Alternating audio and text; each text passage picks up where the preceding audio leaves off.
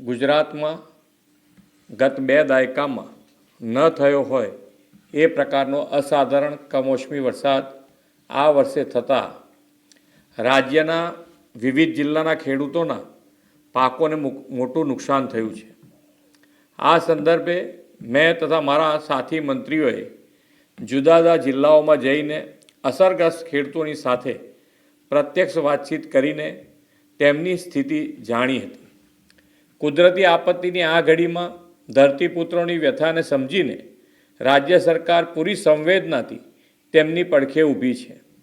રાજ્યભરના ખેડૂતોના પાકને થયેલા વ્યાપક નુકસાન સામે તેમની લાગણીઓને ધ્યાને રાખીને રાજ્ય સરકાર દ્વારા ધરતીપુત્રો માટે આશરે 10,000 કરોડના રાહત સહાય પેકેજની જાહેરાત કરું છું।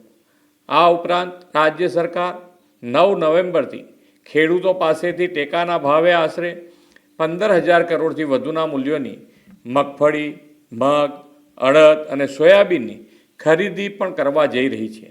અન્નદાતાઓની આર્થિક સુખાકારીની ચિંતા પોતાના માથે લઈને રાજ્ય સરકાર તેમની સહાયતા માટે હંમેશા પ્રતિબદ્ધ હતી, છે અને રહેશે તેવો વિશ્વાસ આપું છું।